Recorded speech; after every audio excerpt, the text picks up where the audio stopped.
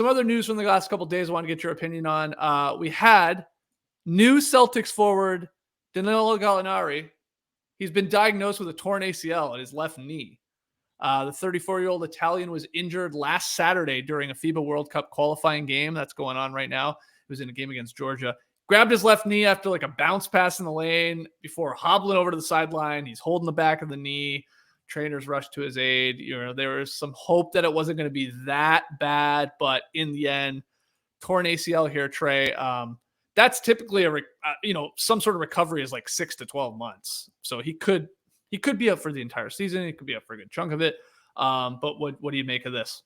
Yeah, I guess the diagnosis is likely to miss the entire season, but wants to make it back for a late season return. Right. So maybe he could give you a little bit of shooting off the bench in the playoffs, I guess is the most you could theoretically expect from Gallinari this year. But it's a bummer, especially for him being 34 years old. He's going to a Celtics team that's, played in the finals last year. Maybe he could be a valuable piece off the bench, win you a quarter with 3 3-pointers or something like that in the playoffs. But now he's likely to miss the entire season. And at his age, who knows what he's going to look like once he finally does come back, what the recovery will be. For the Celtics, I think it matters more during the regular season than it would during the postseason. He would have been a nice depth piece for them to have. There were times in Atlanta where they could run an offense through him. If Trae Young was sitting on the bench, just go to him in the post, shoot some fadeaways here and there, and just survive for a little bit. That's probably what he would have done for the Celtics. Some in the regular season. Yep. Come playoff time, he's probably not a huge piece of their rotation, but a little bit more depth if Grant Williams is having a bricky night or something like that. Yep. So I think the Celtics will be able to survive long term, but it's kind of a bummer for them short term too, because they're going to get a disabled player exception, but they won't be able to get a player that's necessarily at the level of Gallinari. I suppose they're talking to Melo now. Would be very weird to see him in a Celtics uni, but a similar sort of style of play to Gallinari at this point in their careers. So too bad. Not the way you want to start a season before the season has even started. No, that's right. Because for those who don't remember that he's even on the Celtics, he signed a 2-year, $13.2 million contract. He's got a player option for the second season. I signed that with the Celtics last month. This is the same ACL that he tore in 2013. And again, I said he's 34. You're right.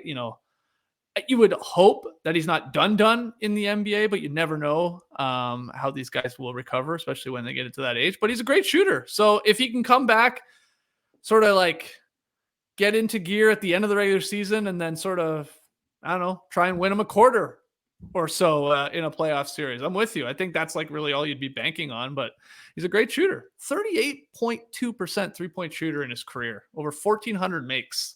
For a big guy, like a really tall, I always forget how tall he is. Like he's 6'10". He's a huge guy. So the real stretch shooter there, stretch big. But we'll see what the Celtics do. You said possibly Melo. I think Bobby Marks said they'll probably have like $3 million to play with in either like a sign or a trade or claiming a player on an expiring deal after that little disabled designated player exception, whatever the heck they call it. So we'll see what they do. But yeah, that sucks. For Gallinari, and you saw his post, I'm sure, his Instagram post. Like he legit seems really bummed out because I had totally forgotten this guy never made the finals in his career. He's never made the finals. I can't imagine he's had even that deep of runs. I mean, I guess conference finals with the Hawks. They did go to the conference finals, right? Yeah.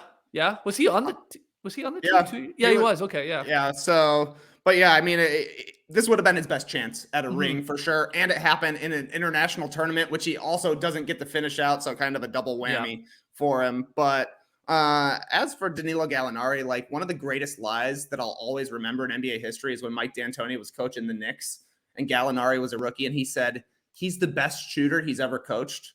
And this was after Steve Nash won back-to-back MVPs with Mike D'Antoni. I was like, that's how you support your players. Yeah. That's how you lie and support your players like that. This guy hasn't even played in the league, and he's a better shooter than Steve Nash. But he's money. I think in the ESPN article about this, Gallinari ranks 23rd among active players in three-pointers made. He's been around a long time. Yeah. And again, when you narrow it to 6'10", guys, active players, he's third, I think, behind Durant and Kevin Love. That's weird. That's a really weird one. So yeah, he is a shooter and he can still shoot the ball. And even when the Hawks, we saw him probably more than most people even over the last couple of seasons, he's he really he can catch fire and becomes like unstoppable for parts of a game because he's so tall. Oh, totally. Just He can fadeaways. shoot over anyone. Yeah. Fadeaways and open threes. I just looked up the stats. He shot 44% from 3 in the 2021 Eastern Conference Finals. Oh, Damn. spicy. Wow. Oh, yeah, I remember we were at games standing beside you, and if we weren't slapping the ceiling, we were dropping the Italian. Yeah, he's a spicy one. Yeah, exactly.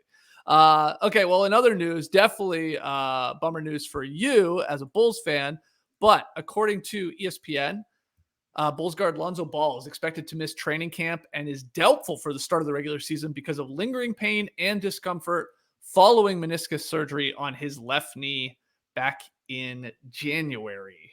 TK, not a good start for the Bulls here before we get into training camp. Yeah, this is still a last season issue that's been. Yeah. I mean, it's almost at a year at this point, especially by the time Lonzo finally comes back. And unlike Gallinari, Lonzo is a huge piece of what made the Bulls successful at all in the beginning of the first half of the season. He's easily their best wing defender. He's really disruptive in the passing lanes. He plays transition. Like, he gets so many easy buckets for DeRozan and Levine just with hit-ahead passes. He's not great, like, going to the hoop as a break-you-down off the dribble guy, but they've got a couple of those. And he's a solid three-point shooter at this point. He takes a ton of them, hits a nice percentage. But, man, once he went out of the lineup, it was like they could survive a little with Caruso. They could survive a little with Ayo. But those guys don't bring enough offensive punch the way Lonzo does. And they don't necessarily bring as much size either. Like, you don't think of him being 6'6", but he's big enough that he can help out on the wing. So no Lonzo is like a huge kick in the Lonzo balls, to be quite honest. Like, it's got me feeling pretty bummed about this Bulls season because it's a carryover from last season, just waiting. Is he going to be healed? Is he going to be getting back? Is he finally making any progress? And there was just never any updates. And then the updates this summer was some days it's positive, some days it's negative. And that's, 8 months down the line, obviously still a problem. And you just got to wonder if he's ever going to be able to put together a really, really long, healthy season together, because the Bulls obviously need what he brings to the table. Yeah, he's yet to have that in 5 years of playing. Like, he hasn't played, I think the most he's played is probably like 60-ish games. He's definitely never flirted with an entire season from what I can recall. I guess bubble season, he played most of the games, right? Bubble 63 season? of 72. How many? 63 of 72 in the bubble season. So he had a decent run there, but you're right. It's like 52 games, 47, 55, and then 35 for the Bulls last year. He's in and out of the lineup quite a bit. So who do the Bulls start then? Like, is it Ayo? Is it Caruso? Or do you want him coming off the bench? Is it the Dragon? It might be. He's been playing all right for Slovenia. I think they'll probably shuffle in and out. My guess is that Dragic would get the initial start, and you keep Caruso as a change of pace off the bench. Yeah. I don't think Ayo will start unless his jumpers come around quite a bit. So I would guess probably Dragic, because he brings a little offense to the table, but it's not going to work that well that you can't try Caruso as a starter or try Ayo as a starter. They had success with either of those guys stepping in last year, but that was like in a pinch. You're not having to plan around it. So not great for the Bulls, man. Like, they didn't do anything this summer. They added the 7th and 8th man from the Brooklyn Nets last year, and Dragic and Drummond. Meanwhile, the Hawks got a lot better. The Cavs obviously got a lot better. The Raptors have an awesome rookie, a rookie of the year who should be getting better, and the Raptors just overperform anyways. So I don't know. I was hopeful going into 21-22, but 22-23 ain't looking quite as money, buddy. Yeah. So you think you start Dragic? Do you think a part of that might be House of the Dragon is all the talk right now? It's all the rage. Might be some good promotion work you can do there. Yeah, it's a bounce back season for the Game of Thrones world. Right. So they're hoping for the same from Goran Dragic. Oh, I can't believe he's going to be starting for the Bulls. Oh boy. I mean, it is wild to think though, like when Ball initially injured himself in January, the Bulls said 6 to 8 weeks. Yeah, man. And then here we are, so his knee has responded. I mean, he's ramping up activity and he's trying to get back on the court, and it's causing him discomfort and pain and all that. So then they shut him down in April, and that's why he only played 35 games. I also the Bulls were back. Trey Kirby kept saying it on every podcast in the first couple months, because they were 27-13 when this guy was hooping for them, Lonzo Ball, and then sort of shit the bed. down the stretch, especially without him, because he does, like you went through all the things. He's a good perimeter defender. He does push that pace. He rebounds, obviously great. And the 3-point, I mean, 42% from deep on 7+ 3-point attempt. That's good, especially at a Bulls team that can use that when you've got, Zach LaVine can hit threes, but obviously DeRozan more operating from the mid-range. So I think they were the worst 3-point shooting team in the league last year, at least in terms of makes. Wow. And a lot of that is because like Lonzo lets it fly, and he was missing for half the season. Another big question here I see Rodney's asking in the stream team. Is Pat good? Great question. Patrick Williams, even more pressure on this guy to stay healthy for a season, just like Lonzo, and also to be able to be the best wing defender and maybe pass the ball a little bit. Okay, we will see. Oh boy. So you think you were almost making it sound like right now with this injury, especially, the Bulls are definitely not in tier 1. And it sounds like you're even questioning whether even they're a tier 2 team in the Eastern Conference, maybe more bottom 2, top tier 3, hopefully.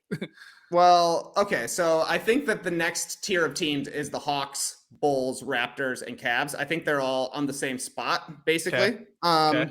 They're kind of all 2 all-star teams as well, when you really think about it. But I think of those 4 teams, I would have the Bulls last of those 4 teams. I think Toronto certainly ahead after the way they ended last year and just the way they play. Atlanta added to their team. They're going to be better. And the Cavs, I think, are going to be better as well. Yeah, that's probably right. Then I assume you have in tier 1, obviously Milwaukee, Boston, and then possibly Philadelphia, Miami. And Brooklyn, and then, who knows? Brooklyn who knows? Anywhere from 1 to 13, I think, for Brooklyn at this point. Yeah, I think that's in play. That's actually not even that far-fetched. 1 to 12, 1 to 11, something like that. You can put the Nets down, and who knows? Anyway, rough start there for your Bulls. But who knows? Maybe things can change quickly. Maybe suddenly the knee's feeling good, and he's back in the first 2 weeks. Hopefully. Exactly right. It's a bone bruise. Sometimes they take a long time to heal, and then maybe you won't have any problems. We'll hope that's true, and who knows what happens once the season comes back. You never know, man. You never know.